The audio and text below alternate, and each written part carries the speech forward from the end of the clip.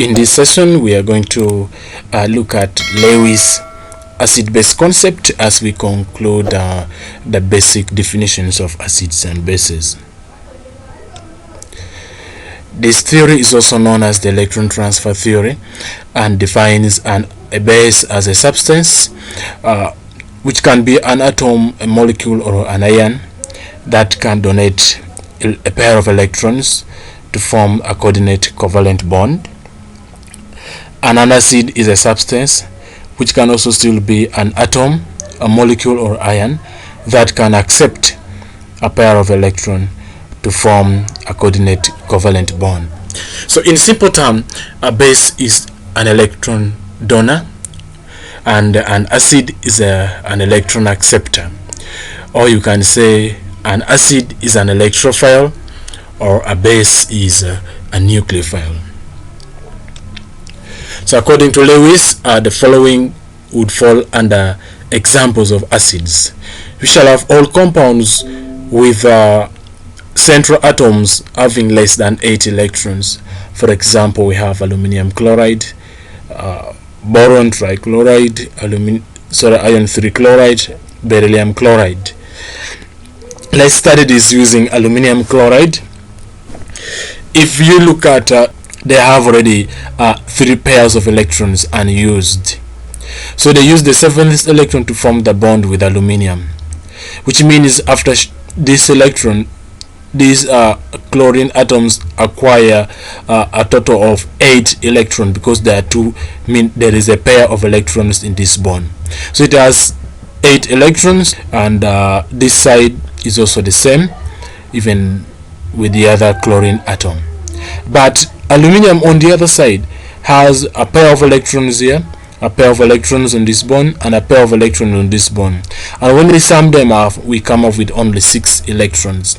So which means the aluminum atom, which is the central atom, is lacking a pair of electrons. That's why it acts as an acid. It acts as an electron acceptor. Then in the second category of the examples, we have cation ions, metal cation ions, like copper 2 ions, silver ions, hydrogen ions, and iron 3 ions, among others. Now we can take one example. We have silver ion.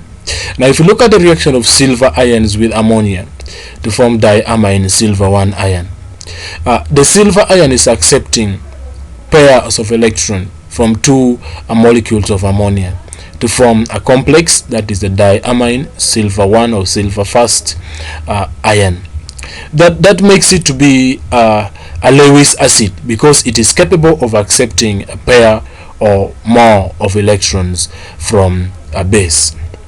And the third category, we have molecules with multiple bonds between atoms of different electronegativities. For example, we have sulfur dioxide, carbon dioxide, and I've taken sulfur dioxide to be the example for the study case.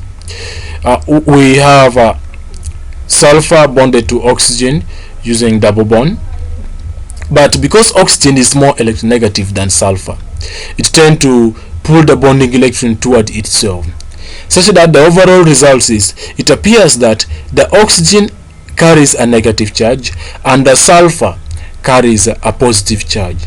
Now that it carries a positive charge, it is readily available to accept any electron that will be donated to it.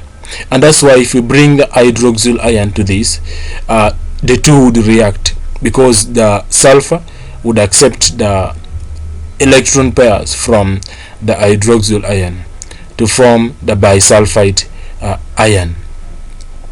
And the last category, I think I didn't include that here, can be the molecules or compounds with the central atoms having empty d orbitals. This one can still act as acids because they are capable of accepting. In fact, we can take iron 3 as one of the examples because it's one of the transition elements.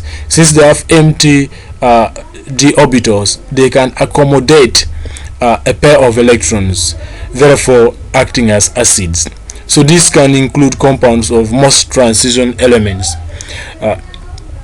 that can accept a pair of electrons. So according to Lewis, the bases can be molecules or neutral species, but with at least one pair of electrons. We have ammonia and amines. Then we have the alcohols, among others. And the other examples can include anions like cyanide ions, chloride ions, hydroxyl ion, bromide ions, among others. And also on the other end, what we should include there is that all Bronsted bases are actually Lewis bases. For example, you can see the hydroxyl ion there, and some will be wondering how did it come there. The hydroxyl ion, let's say we have sodium hydroxide. If you bring it this side, it will ionize to produce hydroxyl ions. Now the hydroxyl ions from sodium hydroxide will be will be able to donate the pair of electrons. So this makes sodium hydroxide to actually be a Lewis base. First of all, sodium hydroxide is a strong electrolyte, so it will completely dissociate to produce the hydroxyl ions. So the whole of it exists as hydroxyl ions and sodium ions, so making it a Lewis base. Then one thing we should note here is that this concept, the way it defines acids and bases, we cannot use it to rank acids and bases according to strength, because according to this theory, an acid or a base is defined by the kind of reaction. For example, we look at reaction of silver ions and ammonia to form diamine silver 1 ions. Still, you could see that it's leading to formation of a complex, which is actually a very slow process. So we cannot rank acids depending on reactions, but with simple terms like the Bronsted-Lowry concept, which ranks them in terms of donation of protons. So this brings us to the end of this session, and I want to thank you so much for your time. In case of any concern, I have 3 ways you can contact me, as you see on the screen. I hope to see you next time. Please subscribe.